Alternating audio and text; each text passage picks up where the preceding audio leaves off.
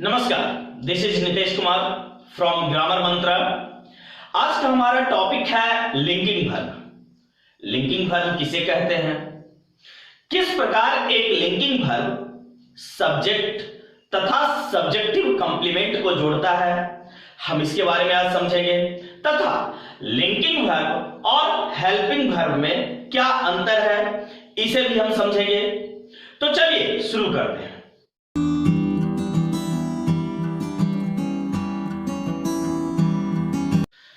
तो चलिए अब समझते हैं लिंकिंग वर्ब क्या है। लिंकिंग वर्ब को कॉपलर वर्ब भी कहते हैं। लिंकिंग वर्ब लिंक शब्द से बना है जिसका अर्थ होता है जोड़ना।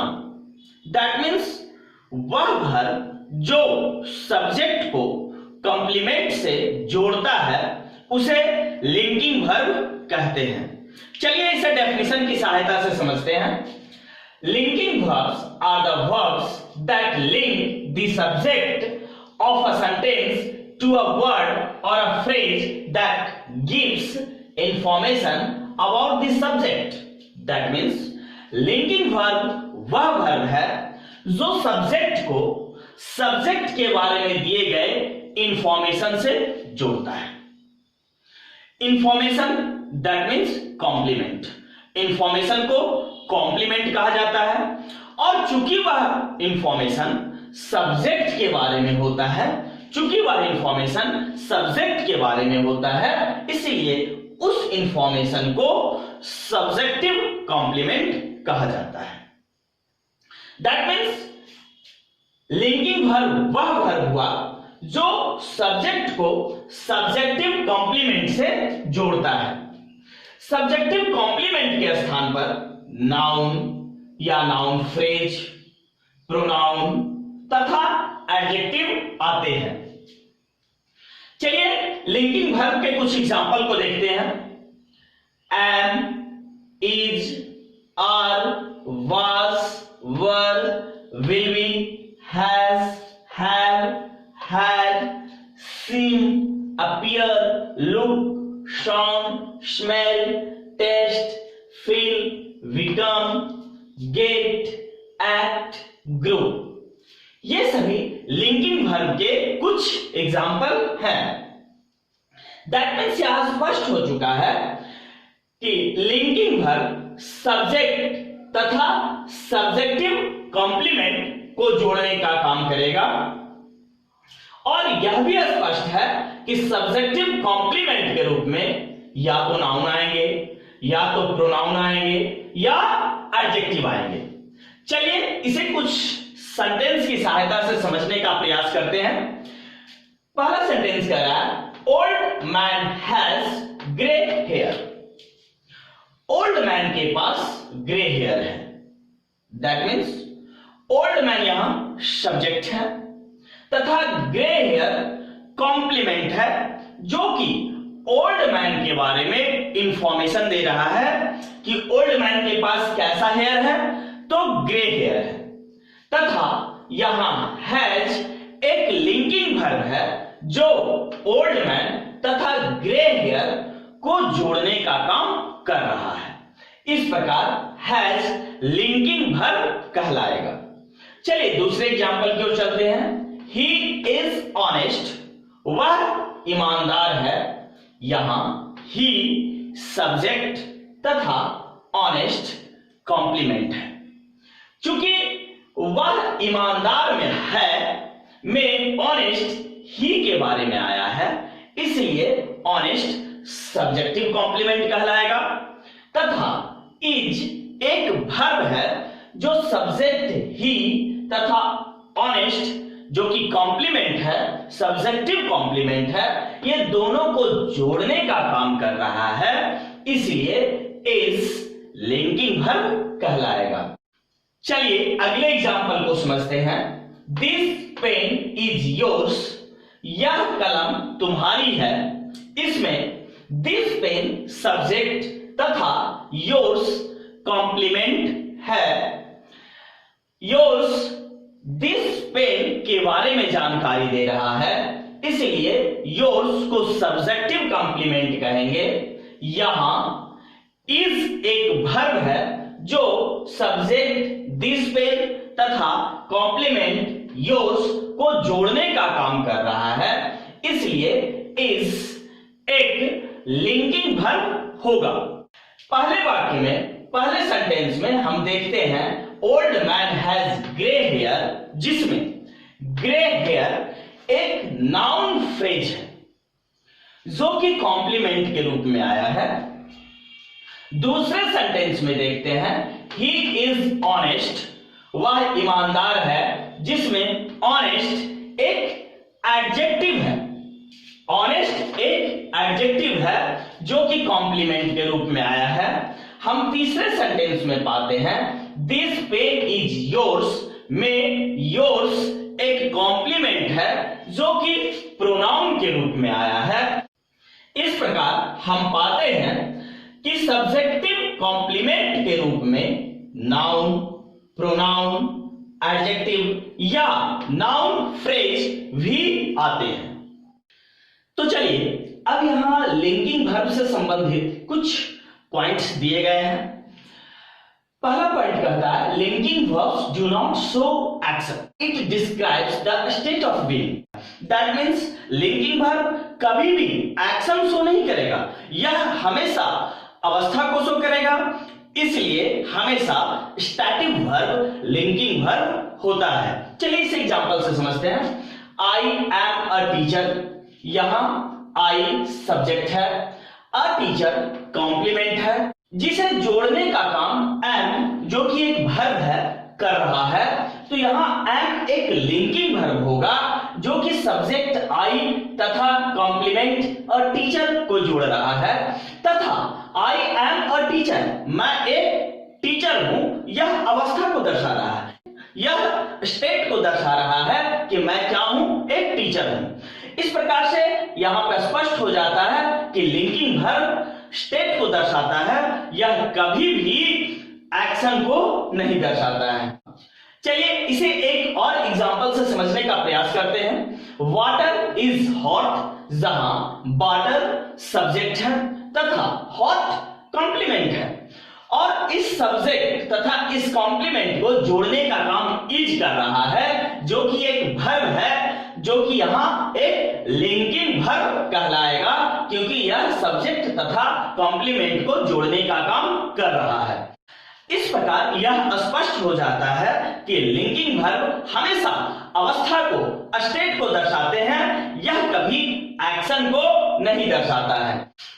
तो चलिए अब तीसरे पॉइंट की ओर चलते हैं। Linking verb joins the subject to the information about the subject. That means linking verb हमेशा सब्जेक्ट को सब्जेक्ट के बारे में दिए गए इंफॉर्मेशन के साथ जोड़ता है। जैसे आई एम अ टीचर, मैं एक शिक्षक हूं, तो यहां आई के बारे में इंफॉर्मेशन दिया गया कि मैं क्या हूं, एक शिक्षक हूं। तो एम जो लिंकिंग वर्ब है, यह सब्जेक्ट को सब्जेक्ट के बारे में दिए गए इंफॉर्मेशन से जोड़ रहा है। सी इज ब्यूटीफुल, वह सुंदर है, तो सी के बारे में यह इंफॉर्मेशन है कि वह क्या है, सुंदर है, और सी यहां सब्जेक्ट है, जबकि ब्यूटीफुल कॉम्प्लीमेंट है। तो सब्जेक्ट और कॉम्प्लीमेंट को जोड़ने वाला इज यहां एक लिंकिंग वर्ब होगा। इस प्रकार लिंकिंग वर्ब यहां सब्जेक्ट को उसके बारे में दिए गए इंफॉर्मेशन से जोड़ रहा है। चलिए इसे एक तीसरे एग्जांपल से समझते हैं। वाटर इज हॉट, पानी गर्म है, तो यहां वाटर सब्जेक्ट है, हॉट कॉम्प्लीमेंट है, जिसे इज एक वर्ब जो कि लिंकिंग वर्ब है जोड़ने का काम कर रहा है, तथा यहां हमें इंफॉर्मेशन प्राप्त हो रहा है वाटर इज हॉट, पानी गर्म है, तो यहां पे वाटर के बारे में इंफॉर्मेशन दिया गया, सब्जेक्ट के बारे में इंफॉर्मेशन दिया गया कि वह क्या है, गर्म है। तो इस प्रकार सब्जेक्ट के बारे में दिए गए इंफॉर्मेशन को हमेशा लिंकिंग वर्ब सब्जेक्ट से जोड़ने का काम करता है। चलिए चौथे पॉइंट को समझते हैं। Linking verb shows the change in the state of subject. That means linking verb subject की अवस्था में होने वाले बदलाव को भी दर्शाता है।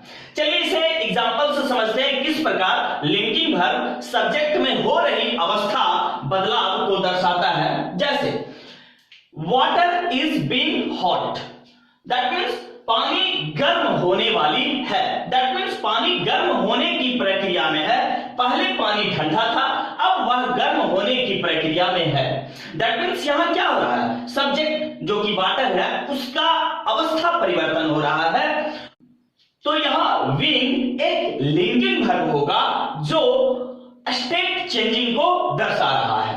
चलिए इसे दूसरे एग्जांपल से समझते हैं। ही इज बीइंग लेजी, वह सुस्त होने की अवस्था में है, वह सुस्त होने वाला है। दैट मीन्स वह पहले सुस्त नहीं था, वह पास्ट टाइम में सुस्त नहीं था, वह प्रेजेंट टाइम में सुस्त होने वाला है, सुस्त हो गया है। तो दैट मीन्स यहां क्या हुआ, बीइंग अवस्था चेंजिंग को शो कर रहा है। ही जो सब्जेक्ट है उसके अवस्था परिवर्तन को शो कर रहा है कि वह पहले सुस्त नहीं था लेकिन अब वह क्या होने वाला है, वह सुस्त होने वाला है, वह सुस्त हो गया है।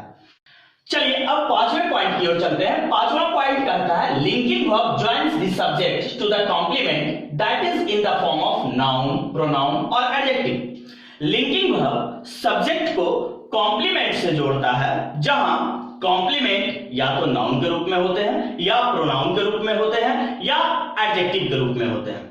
चलिए इसे कुछ एग्जांपल की सहायता से समझते हैं। जैसे पहला एग्जांपल है आई एम अ टीचर। यहां अ टीचर एक कॉम्प्लीमेंट है जो कि नाउन के रूप में आया है। दूसरे एग्जांपल में आइए, सी इज ब्यूटीफुल, वह सुंदर है। यहां ब्यूटीफुल एक कॉम्प्लीमेंट है जो कि एडजेक्टिव के रूप में आया है। तथा तीसरे एग्जांपल में दिस पेन इज माइन, जहां माइन एक कॉम्प्लीमेंट है जो कि प्रोनाउन के रूप में आया है। चलिए छठे पॉइंट की ओर चलते हैं। All static verbs are linking verbs but all linking verbs are not static verb. सभी स्टैटिक वर्ब्स लिंकिंग वर्ब्स होते हैं बट सभी लिंकिंग वर्ब्स स्टैटिक वर्ब्स नहीं होते हैं। जैसे एग्जांपल से समझते हैं, एम, इज, आर, ये सभी स्टैटिक वर्ब भी होते हैं, साथ में लिंकिंग वर्ब भी होते हैं। लेकिन बीइंग यह एक लिंकिंग वर्ब है लेकिन यह स्टैटिक वर्ब नहीं है। स्टैटिक वर्ब एक अवस्था को शो करता है, वह कभी अवस्था परिवर्तन को शो नहीं करता है। लेकिन बीइंग वैसा वर्ब है, वैसा लिंकिंग वर्ब है जो अवस्था परिवर्तन को दर्शाता है, और अवस्था परिवर्तन दर्शाने वाला वर्ब कभी स्टैटिक वर्ब नहीं होता है, वह हमेशा लिंकिंग वर्ब होता है। तो इस प्रकार प्रूव होता है कि सभी लिंकिंग वर्ब स्टैटिक वर्ब नहीं है लेकिन सभी स्टैटिक वर्ब लिंकिंग वर्ब हैं। तो चलिए अब समझते हैं लिंकिंग वर्ब तथा हेल्पिंग वर्ब में क्या अंतर है। क्वेश्चन कहता है what is the difference between linking verb and helping verb. हम जानते हैं linking verb is, am, are, was, were, has, have, had आदि होते हैं। साथ ही ये सभी वर्ब हेल्पिंग वर्ब भी होते हैं। ये सभी लिंकिंग वर्ब होने के साथ साथ हेल्पिंग वर्ब भी है। तो हम किस प्रकार से जानेंगे कि यह सेंटेंस में लिंकिंग वर्ब है या हेल्पिंग वर्ब है। चलिए तो इसे कुछ एग्जांपल की सहायता से समझते हैं। एग्जांपल देखने से पहले हम यह समझ लें कि हेल्पिंग वर्ब हमेशा मेन वर्ब के पहले आता है, जबकि लिंकिंग वर्ब हमेशा नाउन, नाउन फ्रेज, प्रोनाउन या एडजेक्टिव के पहले आता है। तो चलिए इसे कुछ एग्जांपल की सहायता से समझने का प्रयास करते हैं। ही इज ऑनेस्ट, यहां इज एक लिंकिंग वर्ब है क्योंकि यह ऑनेस्ट जो कि एडजेक्टिव है उसके पहले आया है। और जब is, am, are, was, were, has, have, had आदि जब एडजेक्टिव, नाउन या प्रोनाउन के पहले आते हैं तो वह लिंकिंग वर्ब कहलाता है। चलिए दूसरे एग्जांपल की ओर चलते हैं। ही इज प्लेइंग फुटबॉल, वह फुटबॉल खेल रहा है। तो यहां इज एक हेल्पिंग वर्ब होगा क्योंकि इज प्लेइंग जो कि एक मेन वर्ब है उसके पहले आया है। चलिए अब तीसरे एग्जांपल की ओर चलते हैं। आई एम अ प्लेयर, मैं एक प्लेयर हूं। यहां एम एक लिंकिंग वर्ब है जो कि अ प्लेयर जो कि एक नाउन है उसके पहले आया है। तो नाउन के पहले आने के कारण एम यहां लिंकिंग वर्ब होगा। जबकि आई एम प्लेइंग फुटबॉल, मैं फुटबॉल खेल रहा हूं, यहां एम एक हेल्पिंग वर्ब होगा क्योंकि वह प्लेइंग जो कि एक मेन वर्ब है उसके पहले आया है। कुछ वर्ब्स लिंकिंग वर्ब भी होते हैं तथा मेन वर्ब के रूप में भी प्रयोग किए जाते हैं। Some verbs are used both as linking verb and main verb. कुछ वर्ब लिंकिंग वर्ब के साथ साथ मेन वर्ब के रूप में भी प्रयोग किए जाते हैं, जैसे feel, appear, get, prove, look, taste, turn, sound, remain, grow, come, go, run, smell आदि। तो चलिए इसे कुछ एग्जाम्पल की सहायता से समझते हैं। जैसे दिस बॉय लुक्ड हैप्पी, यहां दिस बॉय सब्जेक्ट है जबकि हैप्पी एक कॉम्प्लीमेंट है जिसे लुक्ड एक दूसरे को जोड़ने का काम कर रहा है। यहां लुक्ड एक लिंकिंग वर्ब होगा जो दिस बॉय इस लड़के की अवस्था को दर्शा रहा है कि वह क्या है, खुश है। इस प्रकार लुक्ड यहां एक लिंकिंग वर्ब है। जबकि दूसरे सेंटेंस में यहां देखते हैं ही लुक्ड एट मी, वह मेरी ओर देखा। तो यहां लुक्ड जो है एक वर्ब है, एक काम को, एक एक्शन को दर्शा रहा है, एक देखने की क्रिया को दर्शा रहा है कि वह मेरी ओर देखा। तो देखना यहां एक क्रिया हुआ, इसलिए लुक्ड यहां पे मेन वर्ब होगा। चलिए अब दूसरे एग्जांपल की सहायता से समझते हैं।